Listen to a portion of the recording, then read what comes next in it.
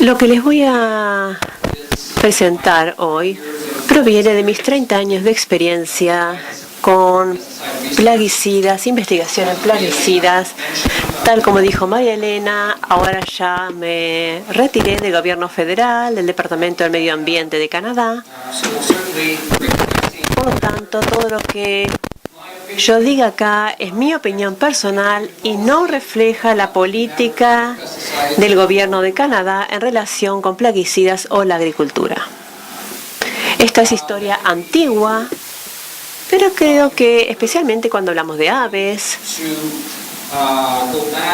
debemos volver hacia atrás al nacimiento de los plaguicidas sintéticos durante la Segunda Guerra Mundial. Incluso en esa época ya había habido conflictos entre el uso de plaguicidas y las aves, principalmente con arsénico, plomo, mercurio, sales que se utilizaban antes de que surgieran los sintéticos. Pero por supuesto, con la introducción de los insecticidas organoclorados, se abrió todo un mundo para el control de plagas en la agricultura, la ganadería y en situaciones domésticas también. Müller, el padre del DDT, en su discurso de aceptación del premio Nobel, habló acerca de todas las características ideales de un insecticida. Por supuesto, deben ser tóxicos para los insectos, no tanto para los mamíferos, peces, plantas, otros organismos. Nunca habló de las aves. Debe actuar rápidamente, tener un efecto de eliminación rápido, eso es lo ideal. Como se utiliza en lugares interiores, no debe tener un olor muy fuerte, debe ser económico, fácil de producir, debe eliminar una amplia gama de insectos. No estoy totalmente de acuerdo con él, pero este era su punto de vista. Y debe ser estable desde el punto de vista químico. En su mundo, la estabilidad química y la persistencia era algo bueno. Él trabajó principalmente en la industria textil.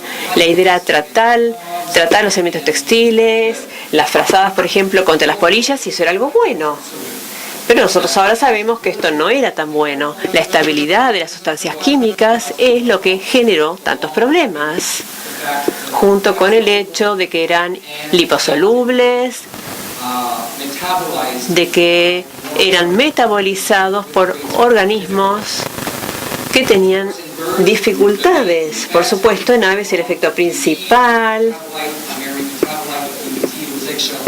era el adelgazamiento de la cáscara del huevo y había una acumulación en la cadena de los alimentos y llegaba a niveles altos y peligrosos en predadores y en algunas especies de peces. Después, en 1962, tenemos la publicación de Rachel Carson, que llama la atención acerca de la característica persistente de los organofósforos, de los insecticidas también con otras sustancias, y estos problemas con la persistencia, el hecho de que los productos se acumulaban en los seres humanos, eran transferidos a los bebés a través de la leche materna, significaba que había un desplazamiento gradual. De hecho, no tan gradual, fue bastante repentino. En el 67, 68, la mayor parte de las aplicaciones agrícolas del DDT y de los otros organoclorados se dejaron de utilizar a favor de los insecticidas organofosforados más tóxicos que conocemos.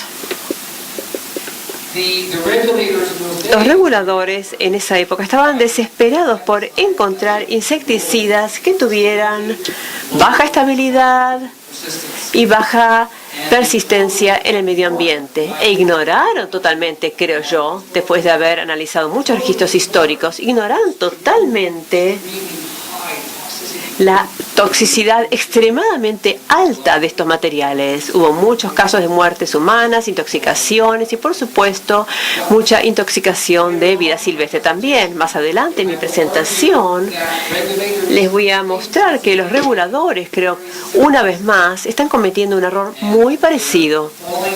Están cayendo en la trampa de adoptar una nueva tecnología muy rápidamente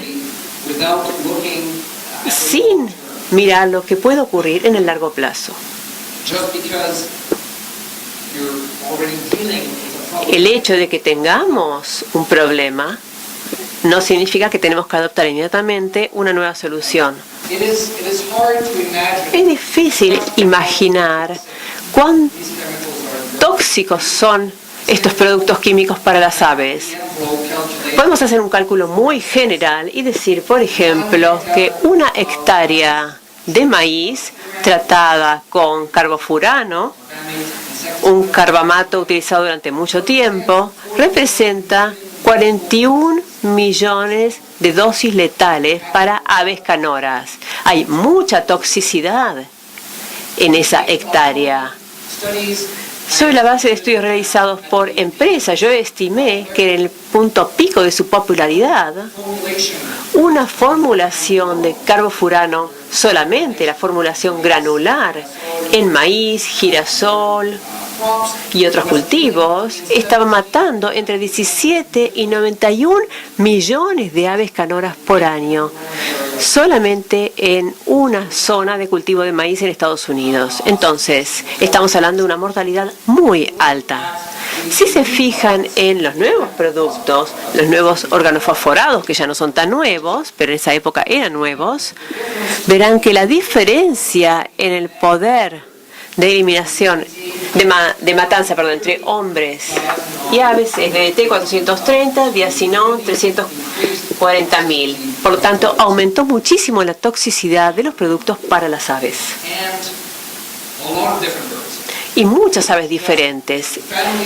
Estas son familias de aves en los Estados Unidos y Canadá que fueron matadas por las formulaciones granulares de estos productos. Estamos hablando de aves de rapiña, aves que comen insectos, semillas, aves en entornos terrestres, acuáticos, muchas aves que frecuentan los campos en donde hay cultivos. Entonces, cuando se aplica un producto muy peligroso en el campo, esto afecta a una gran diversidad de aves. Voy a mencionar otro ejemplo, que es el monocrotofos. Este es el producto que me trajo a la Argentina hace muchos años. María Elena mencionó el problema que tuvimos con los aguiluchos y el control. Esto fue en 1994, 1995, 20.000 aves murieron, esta es una estimación general. Sin embargo, cuando empezamos a analizar la información histórica, la información de las empresas, no debería haber sido una sorpresa. La empresa hizo un estudio en 1970, trataron solamente 2 hectáreas de maíz y enviaron a los biólogos a ver cuáles eran los efectos. Y estos son los resultados que encontraron en términos de aves muertas o paralizadas en 2 hectáreas. Entonces ellos ya sabían en 1970 que este era un avicida excelente. De hecho, trataron de registrar el producto como avicida. Entonces, no debería haber sido una sorpresa. Lo trágico es que el monocrotofos se sigue utilizando en muchos países como insecticida y está generando muchas muertes en aves. Después, en el 72, hubo incidentes en 2 campos cultivados con papas. Y acá tenemos la cantidad de petirrojos norteamericanos que murieron. Son como zorzales.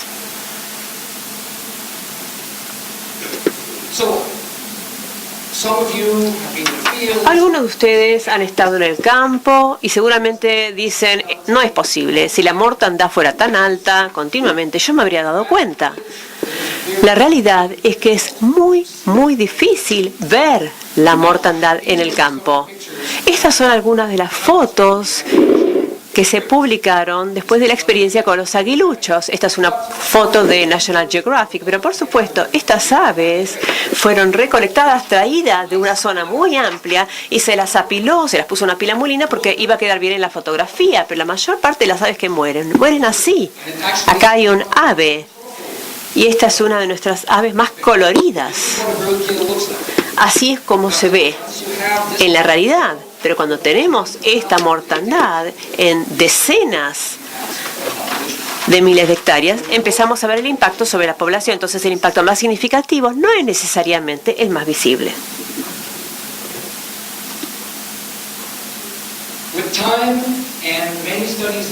Con el tiempo y muchos estudios después, empezamos a comprender cuáles eran las condiciones problemáticas para las aves. Ya hablé acerca de la formulación granular.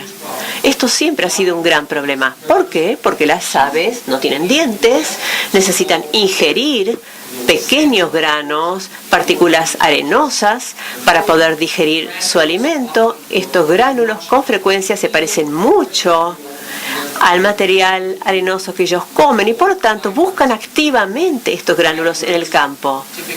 Estos gránulos en general tienen 5, 10, un 15% de concentración. Es una enorme cantidad de ingrediente activo y por lo tanto genera mucho daño. Los campos inundados atraen a las aves, los campos irrigados atraen a las aves. Tenemos gran mortandad de aves que estaban bajo los caños de irrigación, que estaban así con la boca abierta, y cuando se mezclaba la sustancia química en el agua de riego, esa no era una buena idea. Por supuesto, en Canadá especialmente, tenemos el tratamiento de parques y de bosques, en Estados Unidos, pasturas. Entonces, cuando se trata un hábitat natural, por supuesto, la exposición es mucho más alta. Las aves que comen pasto, esto es un campo de golf, podría ser un parque. El diacinón es un muy buen ejemplo. Hay una gran mortandad producto de las aves que están en el pasto después de que el pasto haya sido tratado con estas sustancias. Las aves que buscan comida, aves carroñeras, no, esto es distinto de los organoclorados, debido a la alta concentración de algunos productos en las semillas, en los granos e incluso insectos contaminados. El contenido intestinal con frecuencia es muy tóxico. Entonces, si una ave de rapiña ingiere el contenido gastrointestinal de su presa, acá es donde vemos el envenenamiento o intoxicación. Por supuesto, la gente sabe que estos productos son muy tóxicos y también se utilizan en forma maliciosa para eliminar algunos problemas en la vida silvestre en muchos países. Otra situación de muy alto riesgo y muy trágica son las aves que controlan las plagas. El aguilucho era una de esas aves que seguía los grupos de langostas que comían grandes concentraciones de insectos que habían sido tratados con insecticidas. Y hay otros ejemplos: búhos, gaviotas, halcones. Este es un problema que se repite en todo el mundo. Los tratamientos de semillas es algo que debemos mencionar porque cada vez más estamos yendo hacia una estrategia de tratamiento de semillas. Y después me voy a referir a este tema en mayor profundidad. Por supuesto, el tratamiento de semilla es ventajoso desde algunos puntos de vista. En general significa que se aplica menos plaguicida por hectárea.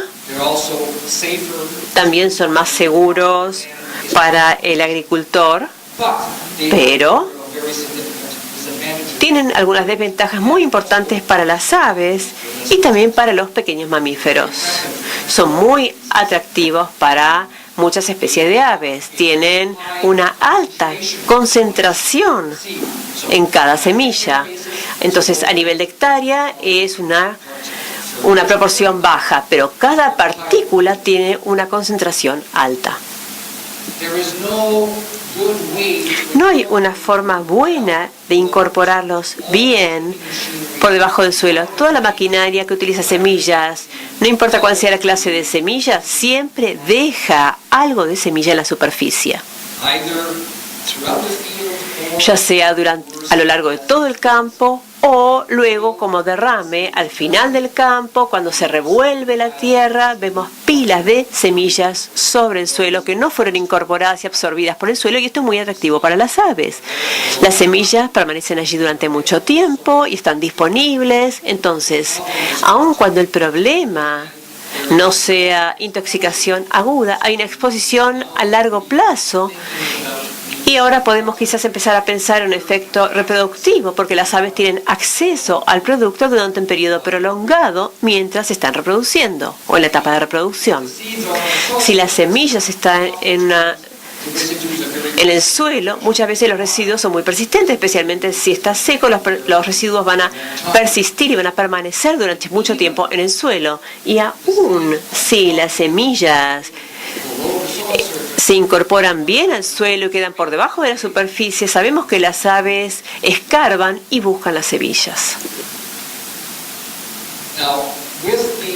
Con los organofosforados, con los carbamatos, se afecta el sistema de acetilcolina y, por supuesto, hay una gran mortandad y hubo muchas preocupaciones porque estas vías son utilizadas para todo tipo de comportamientos o mecanismos fisiológicos: la termorregulación, efectos endocrinos, el ritmo circadiano, percepción sensorial, inmunología, crecimiento y desarrollo, memoria. Todos estos mecanismos pueden verse afectados por estos productos. Y quiero señalar que hay una nueva categoría de productos disponibles, de los que voy a hablar después, que afectan las mismas vías. Entonces, ¿por qué tenemos que preocuparnos por este tema? La razón real por la que nos preocupa este tema es porque las aves y los campos no están en una buena situación. Esto es del centro de Canadá, esto es del Reino Unido, un patrón muy similar. La agricultura intensiva no ha tratado bien a las aves. No se trata únicamente de plaguicidas, pero los plaguicidas sin duda han desempeñado un papel importante. Algunos de ustedes quizás dirán, bueno, nosotros utilizamos muchos menos plaguicidas, especialmente insecticidas ahora. Menos insecticidas, menos herbicidas, utilizamos mucho menos ahora de lo que utilizábamos hace 20 años. Esto es una diapositiva antigua, pero la curva continúa bajando. Esto es de la región central de Canadá. Esta información muestra lo que dice la gente: no somos nosotros, no pueden ser los plaguicidas, porque ya no usamos tantos plaguicidas. Pero esta es una percepción errónea. De hecho, este es el tonelaje, la cantidad de producto utilizado. Y la única razón por la cual la cantidad va bajando a lo largo del tiempo es que las moléculas que utilizamos hoy son mucho más eficaces con una dosis más baja. Entonces la dosis de producto que se está utilizando sí es menor, pero las áreas tratadas y los efectos tóxicos en las áreas tratadas no han bajado, de hecho continúan aumentando. Estos son los mismos datos, esto es para la totalidad de Canadá. Lo único no tratado son las pasturas, que es un 30% de las áreas. Entonces lo que estamos diciendo ahora básicamente es que con los herbicidas estamos tratando toda la superficie con insecticidas, fungicidas. Continúa aumentando, especialmente en fungicidas en los últimos años. Si contamos el tratamiento de semillas ahora, en el caso de muchos cultivos, incluso con el tratamiento de insecticidas, llegamos a un 100%. El maíz, soja, los principales cultivos.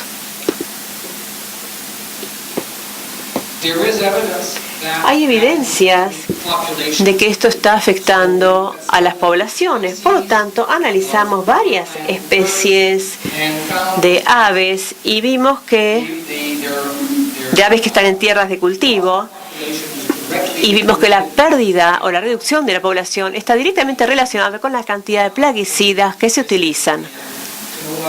Esto es en canola, colza. No sé cómo lo llaman aquí en este país. Colza. Ok. Volviendo a la Argentina, estos son datos de Brian Woodbridge, que también trabajó en el tema del aguilucho. Él analizó el regreso de aves anilladas. Acá se graficó la sobrevida aparente de las aves en Estados Unidos, la población de aguiluchos. Y vemos que hay una relación muy interesante con el uso de plaguicidas en esa época en Argentina. Es una correlación, no es una causalidad, pero nos sugiere unas cuantas cosas.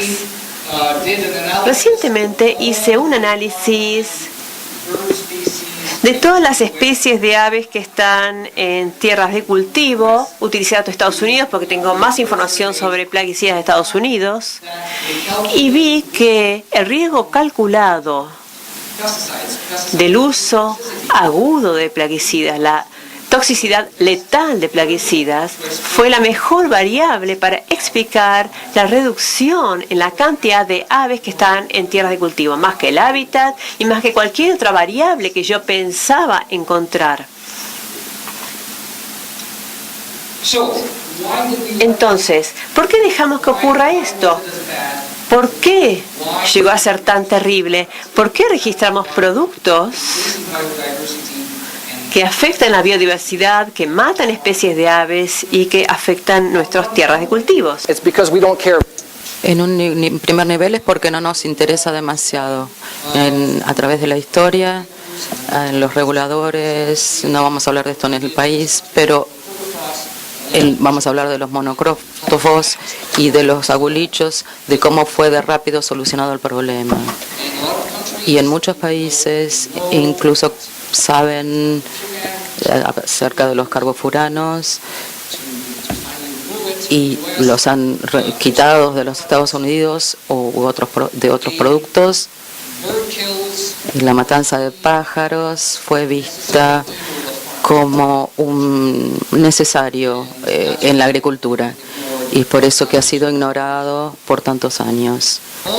También reconozco que no es siempre fácil proyectar para qué lado ir, si es que vamos a tener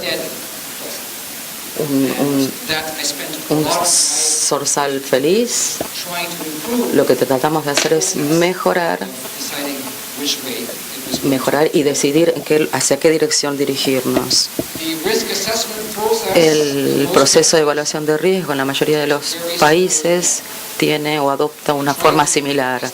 Se estima la exposición del organismo, se ve cuán tóxico es el producto, se ponen las dos juntas y llegamos a la exposición y calculamos el riesgo. Parece simple. Es hecho fácil, pero no es tan fácil. Tenemos un montón de dificultades asociadas con el proceso. Básicamente en aves tenemos dos especies que han sido analizadas. Tenemos mallards, ánades reales y bobwhites.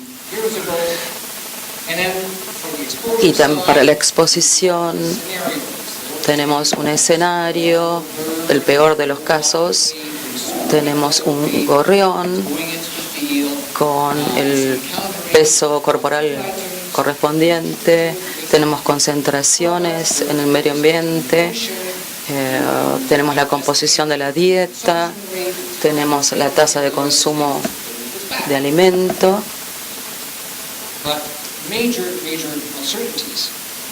One that is very poorly accounted for is that there is a huge Pero hay muchas incertidumbres. Por un lado, hay una gran diferencia en la sensibilidad entre las especies y un determinado plaguicida. Probamos uno y dos, a veces uno solo, a veces con uno alcanza. Este es un ejemplo en donde tomé datos de 112 plaguicidas diferentes, insecticidas, y simplemente calculé una relación simple.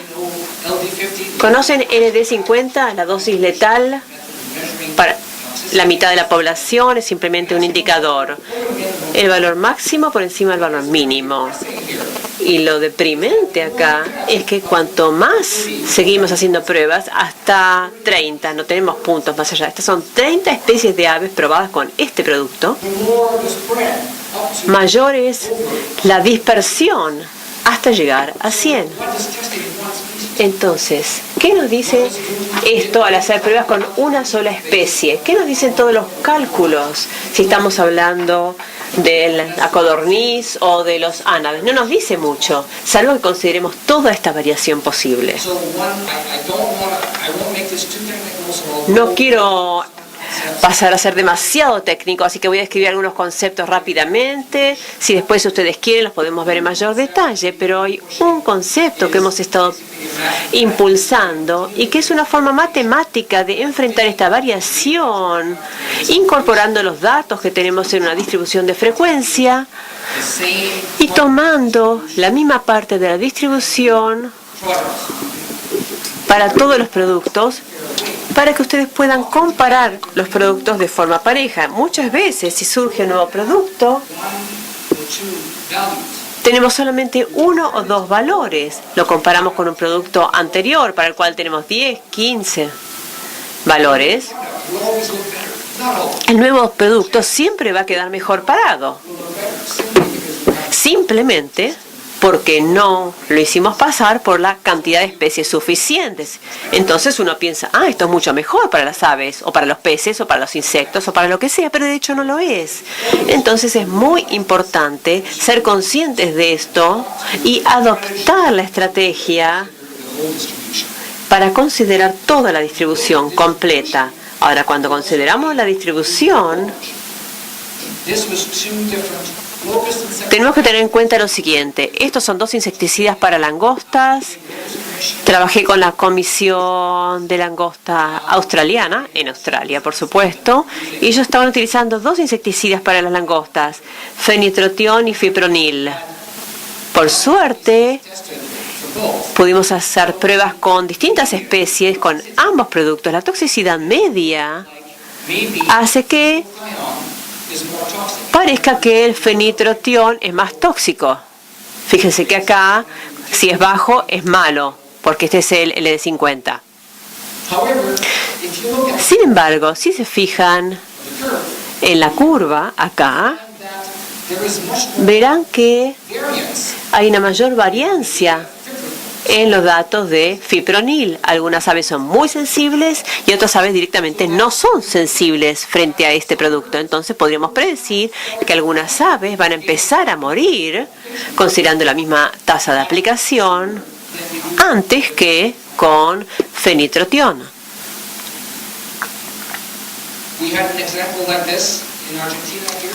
Tenemos un ejemplo en Argentina. El INTA hizo un trabajo ¿sobre qué era? Betaciflutrina. Se considera que en general no es tóxico para las aves en absoluto. 2000 significa el nivel más alto que se le dio a las aves. En general, si no pasa nada, 2000 miligramos, se deja de hacer la prueba. Y así es como se le llama, mayor que. Sin embargo, había información de la empresa que demostraba que ellos habían hecho pruebas con canarios y habían encontrado un valor de 100. Esto no es oficial. Por lo tanto, se repitió la prueba aquí en Argentina y de hecho se descubrió que los canarios eran mucho más sensibles a los piretroides. De hecho, no sabemos por qué, pero hay otras aves que estaban acá en Argentina y que no eran tan sensibles. Entonces, ¿es esta la única especie sensible a los piretroides? Probablemente no, pero no encontramos las otras todavía. Si seguimos probando y haciendo pruebas, seguramente van a encontrar una distribución parecida y van a encontrar otras aves con la susceptibilidad intermedia que van a estar en el medio entre los no sensibles y los muy sensibles.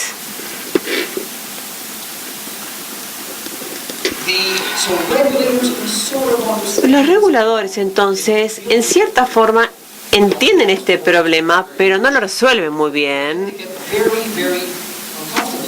Y se sienten muy incómodos cuando uno señala que quizás están totalmente equivocados. Quizás las aves no mueren en los campos porque estén comiendo alimento contaminado. Bueno, en el caso de los aguiluchos y de los tocuras, creo que esa fue la principal fuente de exposición. En muchos casos no es tan claro. De hecho, había muchas evidencias de que las aves, al igual que los trabajadores que trabajan en los campos, quedan expuestos a los productos a través de la piel. En 1965 ya tuvimos cierta información que demostraba que si ponemos a las aves en un foliaje que había sido sometido a aspersión con productos químicos y mueren sin que hayan ingerido nada. En la década del 70 y del 80, la FAO auspició una investigación en África con una alta absorción a través de la piel. Hacían aspersión desde aviones y las aves morían sin que hubiera ninguna ingesta a través de la dieta. Algunas empresas perfeccionaron sistemas para matar aves agregando veneno en los sistemas, en los lugares en donde se posaban las aves.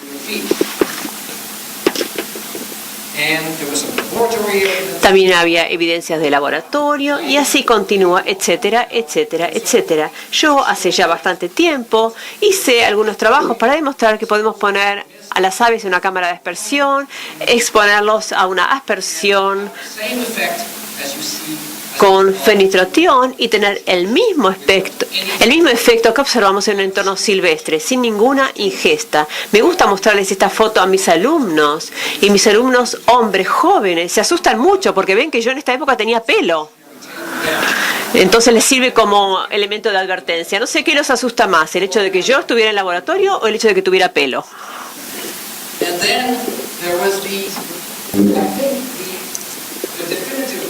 Y después tenemos el trabajo, creo yo, definitivo, que demostró que, de hecho, la exposición dérmica en las aves bajo condiciones controladas es más importante que la ingesta a través de la dieta.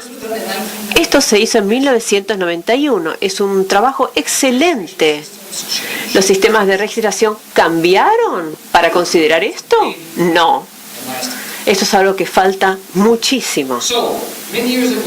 Hace muchos años yo decidí que es muy difícil predecir a veces qué va a ocurrir basándonos solamente en la toxicidad. Tenemos que ver lo que pasa en el campo. Entonces, yo recopilé una gran cantidad de estudios de campo en los que se habían aplicado plaguicidas, en donde la gente había buscado las carcasas, e hice un modelo para demostrar que a medida que aumenta la toxicidad y las tasas de aplicación, las probabilidades, esta es una regresión logística, el cambio de estado de básicamente vivo a muerto, muestra la probabilidad de un cambio de estado a medida que aumenta la toxicidad.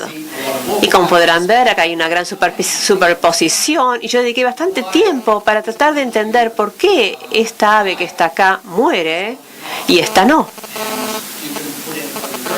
Podemos agregar otras variables y les puedo decir que las variables que expresan la capacidad de las sustancias químicas para penetrar en la piel son las variables más importantes que sirvieron para explicar algunas de estas variaciones tan amplias. Una vez que tenemos un modelo, podemos ponerlo en un nivel GSA y ahí podemos predecir qué es lo que va a ocurrir o qué es lo que va a producir la mayor cantidad de mortandad de aves.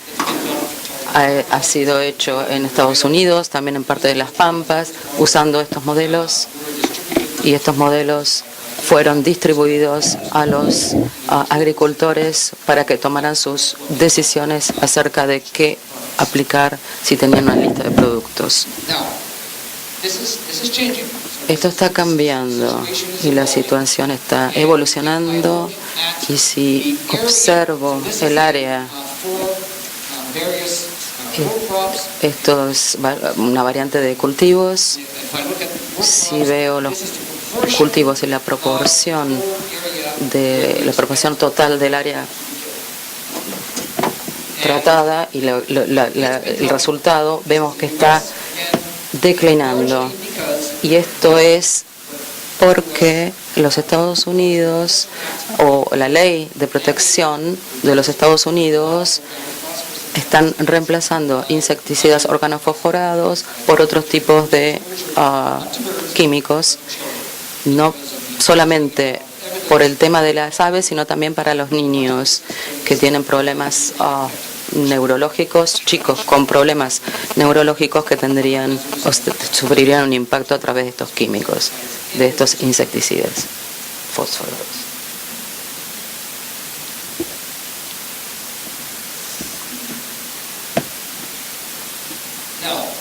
Ahora, la sustitución está casi completa. Todavía hay algunos insecticidas organofosforados que están siendo utilizados, que se usan bastante en todo el mundo. No estoy enloquecido con esto, pero de todas maneras, lo que hemos tenido en el pasado, desde los 90s, en los últimos 20 años, es un reemplazo con neonicotinoides. Muchos quizás no estén familiarizados con este producto, pero mucho de este uso se ha trasladado al tratamiento con semillas.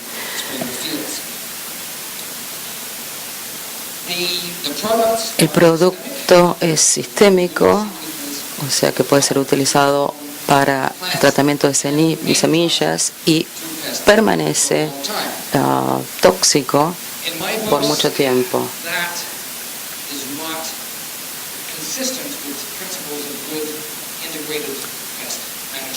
No es muy consistente con los principios de manejo de plaga integrado.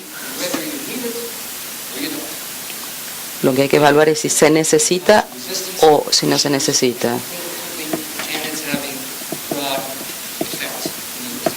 Está teniendo amplios efectos sobre los ecosistemas.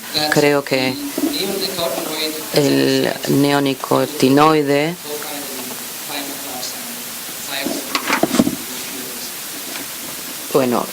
hay varios nombres.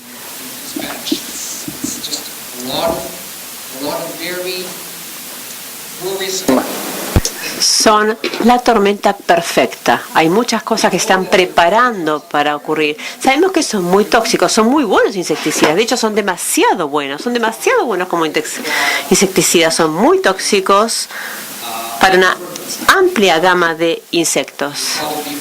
Probablemente escucharon hablar de esto en el contexto de las abejas. Luego vamos a hablar de las abejas, pero va mucho más allá de las abejas. Son muy tóxicos.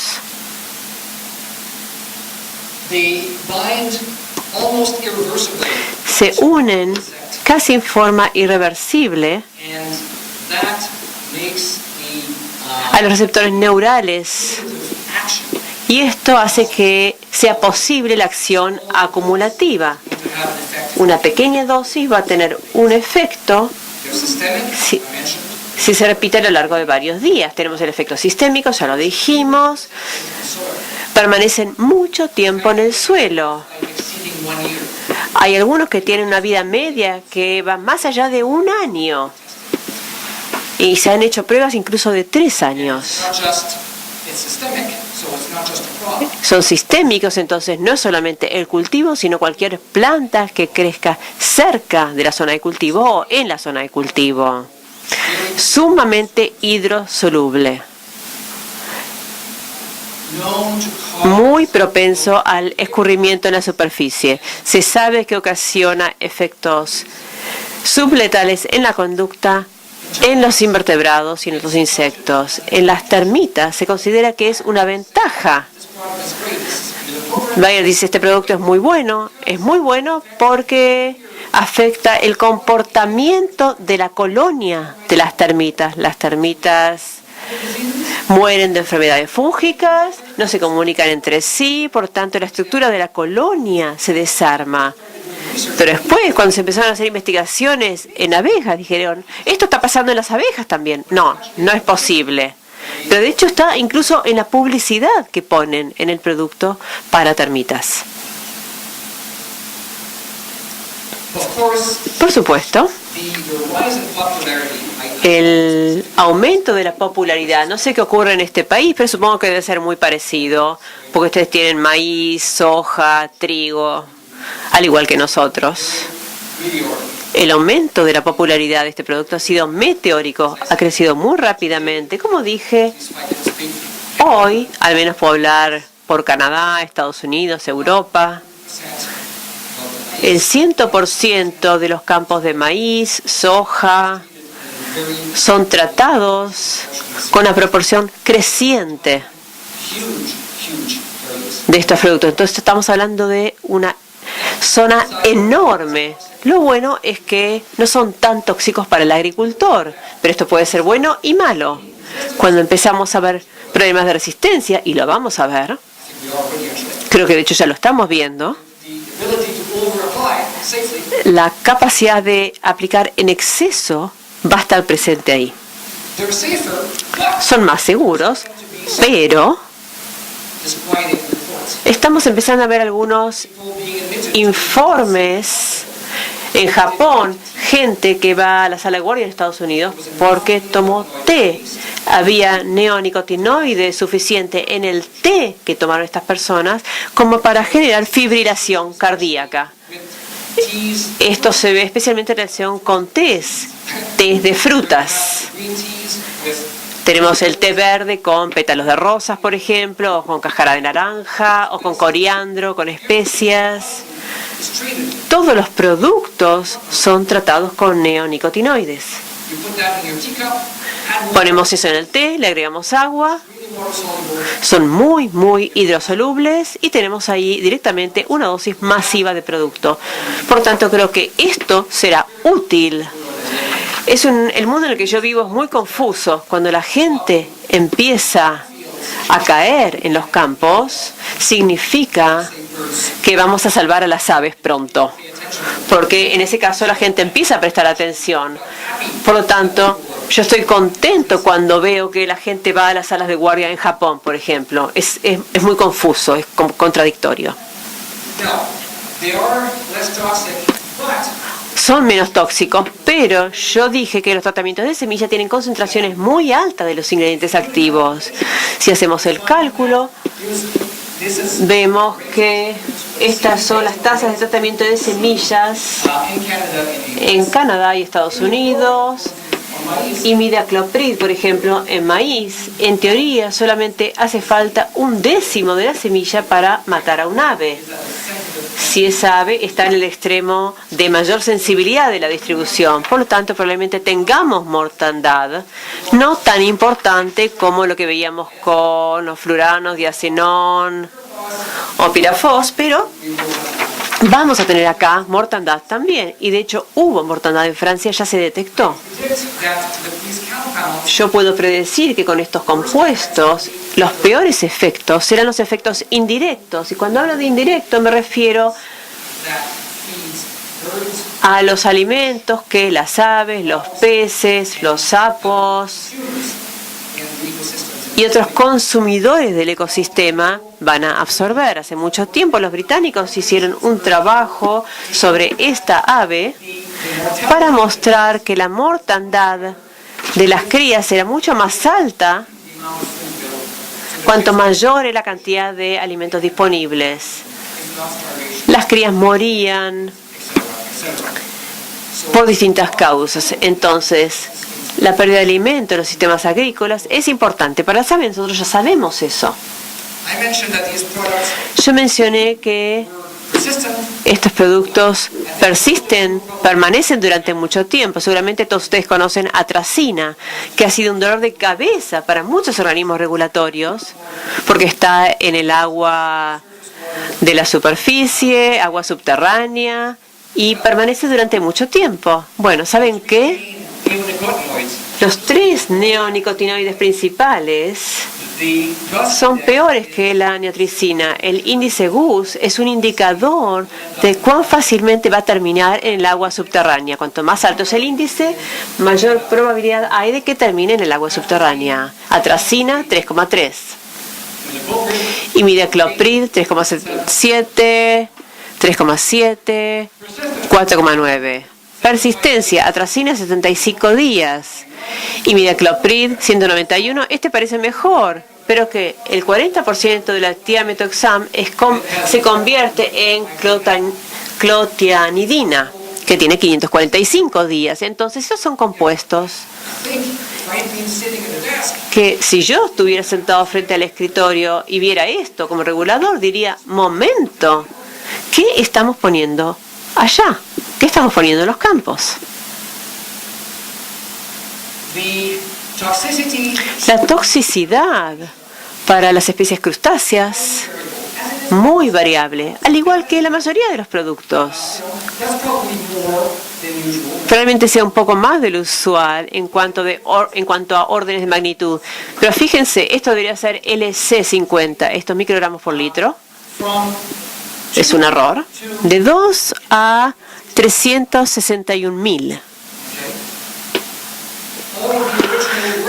Todo el trabajo original llevado a cabo por los reguladores se utilizó con Daphnia magna a 35.000. Entonces, para la APA esto no es tóxico, porque no leyeron toda la bibliografía. Ya había evidencias, pero muchas de estas especies ya habían sido probadas y se sabía que eran muy sensibles.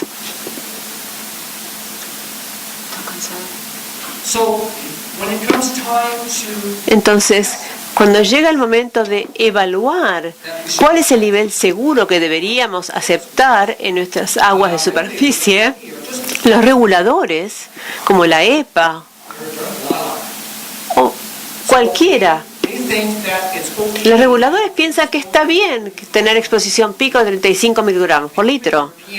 Incluso los europeos, los europeos dicen, no estamos de acuerdo. Los holandeses acá, 0,2. Esto es una publicación independiente. La EPA de nuevo, en el 2012, hace 2 años. Dijeron, no, seguimos pensando que 35 microgramos por litro es seguro.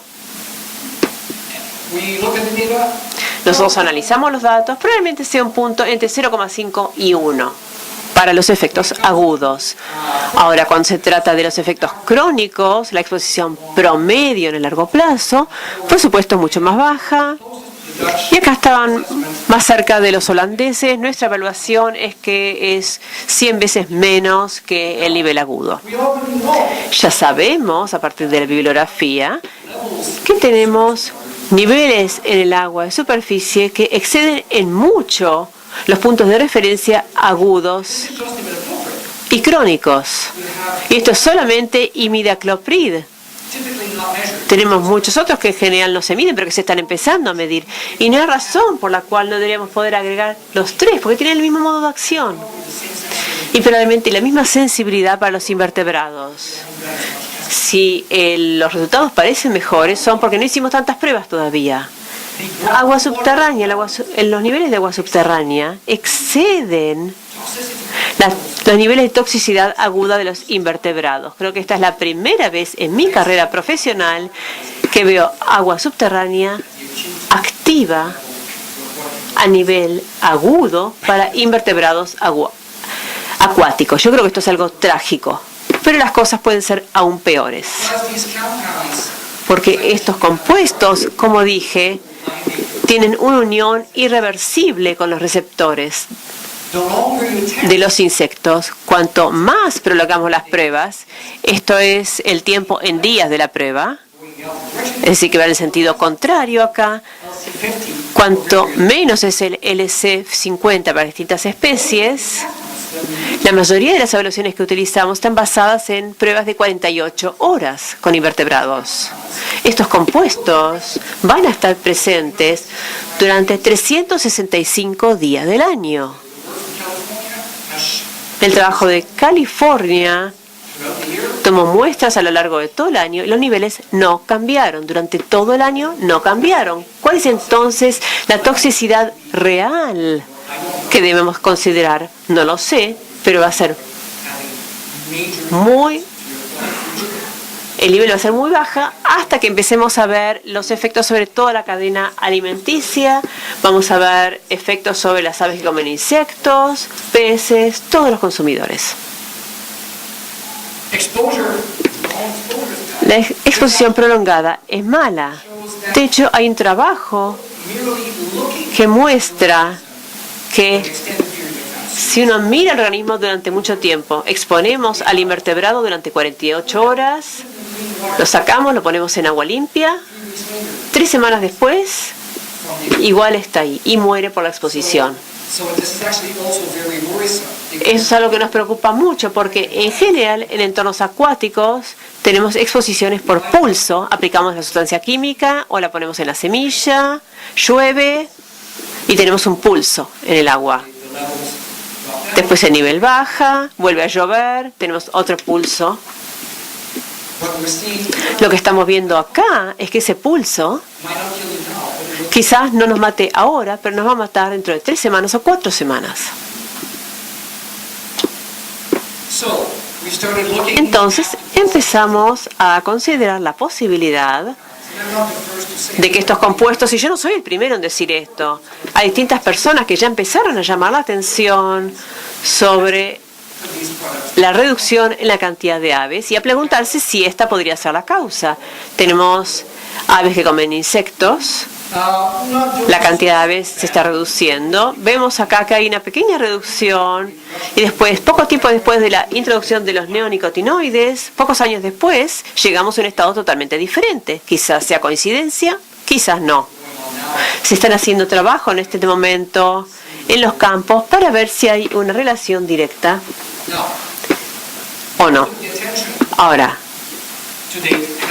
a la fecha se ha prestado mucha atención a las abejas. ¿Cuántos de ustedes escucharon hablar de las aves y los neonicotinoides en relación? Levanten la mano aquellos que escucharon hablar de esto. ¿En serio? De las abejas, perdón. ¿No escucharon hablar acerca de las abejas y los neonicotinoides? Entonces van a tener que leer más. Bueno, ahora veo algunas manos que se levantan. Levanten las manos. Abejas, neonicotinoides. Estamos un poco mejor, pero cuéntenle a la persona que está sentada al lado de ustedes, porque me parece que estos son temas sobre los que hay que leer. Most of the attention has been on bees. Bees are not doing well. This is the number of honeybee colonies. La mayor parte de la atención ha estado volcado a las abejas. Sabemos que las abejas son importantes y por supuesto a la gente les preocupa por el valor económico, tanto en los cultivos que necesitan la polinización como en la producción de miel. En California este año se quedaron sin abejas para la polinización. Por lo tanto, acá vemos un efecto concreto sobre la reproducción porque no tienen abejas suficientes en los campos. Conflictos entre las abejas y los insecticidas. Esto no es algo nuevo, pero ahora llegamos a un nivel totalmente nuevo con esta clase de compuestos. El problema acá es que son sistémicos, entonces aumentó la frecuencia de exposición. Ahora sabemos que tomar las gotas de la gutación es el agua que está sobre las plantas, que proviene del tratamiento de las semillas, tiene un efecto agudo sobre las abejas polinizadoras. Entonces, el rocío, el agua en la superficie, las abejas que toman de charcos en los campos, que quizás incluso tomen de la solución aspersora. No es una buena idea. La ingesta de polen, néctar contaminado. Entonces, semanas, meses después, tenemos niveles en el néctar que no es no tiene un nivel de toxicidad aguda, pero es que lo suficientemente alto como para tener efectos sobre el sistema inmunológico. Cuando las abejas ya están luchando contra virus, contra enfermedades, problemas, afectar su sistema inmunológico no es lo mejor que podemos hacer por ellas. Estamos entonces encontrando nuevas formas de exposición. Estos materiales son tan tóxicos para las abejas que se ha visto que el polvo que crea el proceso de siembra de semillas, talco, grafito, se agrega solución de grafito como lubricante, ese polvo, esta nube que vemos acá, es suficiente para matar a las abejas. ¿Cuál es la situación actual? Como dije, se los introdujo hace poco tiempo, son muy importantes ahora en la agricultura. Imidacloprid, es el más utilizado en todo el mundo. Yo antes pensaba que esto era algo bueno. Cuando trabajaba como los carbofluranos, me parecía que dentro de todo el imidacloprid era mejor. Pero creo que tenemos que reconsiderar esto. Hubo algunas prohibiciones temporarias sobre algunos tratamientos, clotianina, tiametoxam. En enero de 2013, la Autoridad de Seguridad Europea llegó a la conclusión de que presentan un riesgo inaceptable para las abejas y también llegaron a la conclusión de que los estudios de la industria tenían algunas fallas, que hay que hacer nuevos estudios y pusieron una especie de prohibición temporaria de 2 años. Continuamente surge nueva información sobre los efectos subletales de estos productos. Ahora, ya casi me estoy acercando, quizás me salté algunas diapositivas. Quería señalar solamente que hablé principalmente de los insecticidas hasta el momento, pero este no es el único lugar en donde hemos tenido conflictos con la vida silvestre. Y uno de los problemas que yo he estado analizando en los últimos 10 años es el control de ratas. Acá tenemos Brodifacoum, Difenacum. Son productos que han sido un problema muy importante para las aves de rapiña. Voy a saltear estas diapositivas, pero si les interesa podemos ver esto durante el periodo de preguntas y respuestas.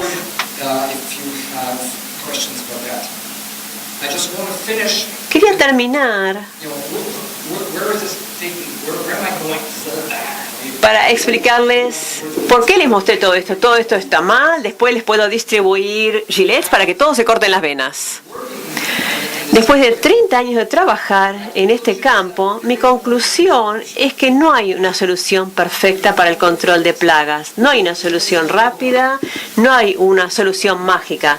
Simplemente no existe. Pero seguimos ignorando este hecho. Cuando teníamos DDT y los organoclorados, los reguladores decían, queremos algo que tenga una vida corta, no queremos acumulación. Y llegaron los organofosfatos. Y después todo fue organofosfatos, todo el mundo los usó, todos los cultivos. Y después dijeron, uy, son muy tóxicos, matan a las personas, a las aves, a los peces, no es bueno, necesitamos algo menos tóxico. Y está afectando a los niños, necesitamos algo menos tóxico. Neonicotinoides, bueno, con los paratiroides hubo algunos problemas, pero después vinieron los neonicotinoides y dijeron, ah, sí. Adoptaron la tecnología, todos los cultivos, todas las hectáreas sembradas, uso masivo. Estamos haciendo otra vez lo mismo, pensando que esta es la única solución para el control de plagas. En lugar de mirarlo de forma inteligente, pensar en el largo plazo y decir, ¿esto realmente es lo mejor que podemos hacer? Ahora hay problemas en Estados Unidos, en donde hay enemigos naturales, predadores que están muriendo por los neonicotinoides porque comen presas que tomaron el agua de estas plantas. Esto es lo que estamos viendo ahora y es lo que veíamos en la época de los organoclorados, en donde morían los enemigos naturales de estas aves. Y es como una cinta ergométrica, cada vez tenemos más, y las empresas están contentas porque venden cada vez más y más y más. Entonces, siempre y cuando sigamos ignorando que estamos cometiendo los mismos errores una y otra vez, creo que nuestro medio ambiente va a seguir sufriendo. La respuesta, creo, no va a provenir de los reguladores, porque ellos muy rápidamente aceptan la nueva tecnología que les presenta la industria y registran muchos productos muy rápidamente. Creo que la respuesta probablemente va a provenir de los consumidores, que van a empezar a decir: momento, me gustan las aves, me gustan las abejas, me gusta pensar que los alimentos que yo compro fueron producidos de forma inteligente y sostenible.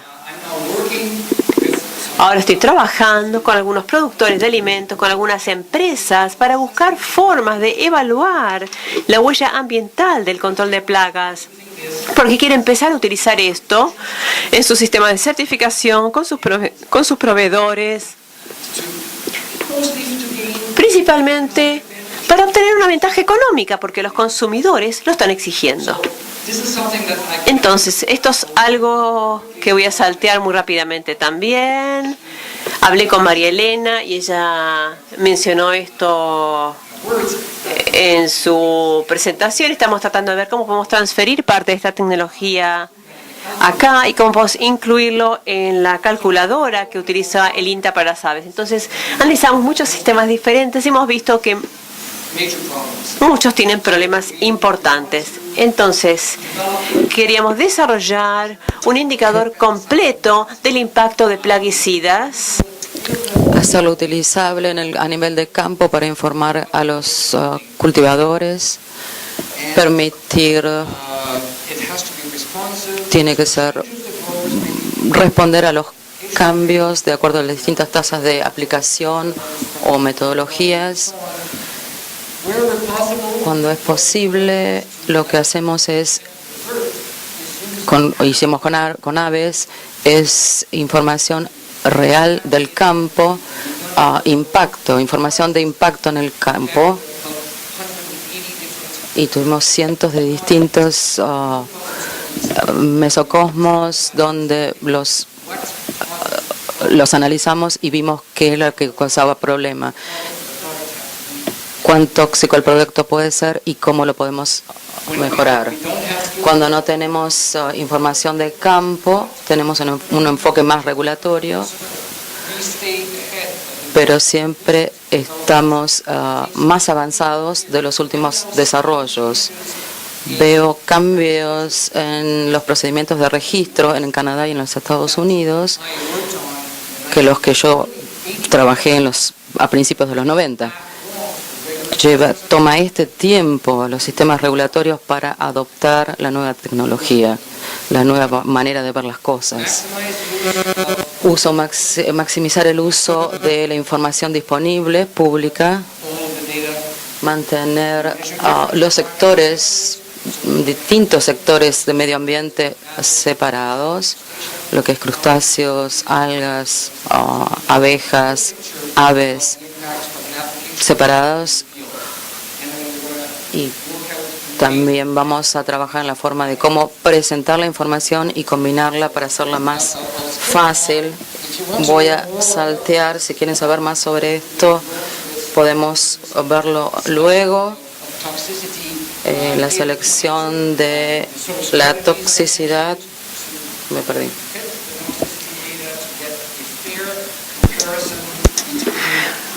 La idea es tener una buena comparación entre sustancias químicas y voy a saltear muy rápidamente para pasar acá. Esta es la clase de conjuntos de datos que están por detrás de las calculadoras que utilizamos. Cada uno de estos puntos es una fuente de agua que recibió el insecticida. Esta es la carga tóxica en esta fuente de agua y esta es la proporción de taxones invertebrados afectados por esa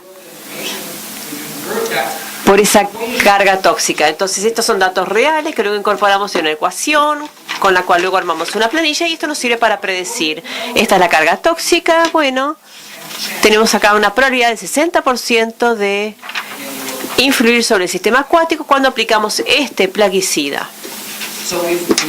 Entonces tenemos distintos indicadores ambientales, aves, mamíferos, gusanos. Tenemos distintas bandas de riesgo para que para el productor sea más fácil decir, bueno, sí, esto puede ser lo que está pasando, esto lo voy a saltear porque ya me pasé de la hora. Y podemos combinar cada uno de estos valores que está basado en la probabilidad de impacto, en la probabilidad de un efecto que no queremos. Podemos entonces hacer una solución basada en el campo cuando buscamos todos los productos que utilizamos en el mismo campo y calculamos la probabilidad conjunta total de un impacto. Un par de diapositivas, utilizamos datos de California, porque en California, si uno utiliza un plaguicida, tiene que reportar esto a la autoridad, tiene que informarlo, decir qué utiliza, cuánto y dónde, en qué parte, en qué kilómetro, en cuántos kilómetros cuadrados. Por lo tanto, de allí pudimos tomar muchos datos y podemos tomar una pequeña parte y decir, bueno, vamos a tomar un condado, analizar todos los datos de los productores de algodón. Tenemos 40 productores de algodón, todos tienen las mismas plagas, las mismas condiciones, el mismo cultivo. ¿Cuáles son las diferencias? Y al analizar estas diferencias vemos que el panorama de riesgo de cada campo varía mucho en los distintos productores dependiendo de los productos que utilicen. Y esto se puede graficar y así podemos decir, bueno, este es el impacto terrestre, este es el impacto acuático.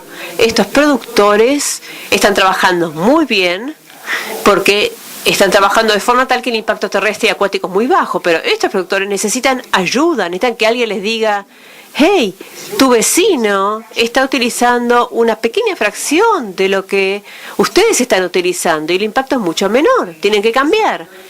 Me parece que esta sería una herramienta muy buena para poder influir sobre el comportamiento de los productores.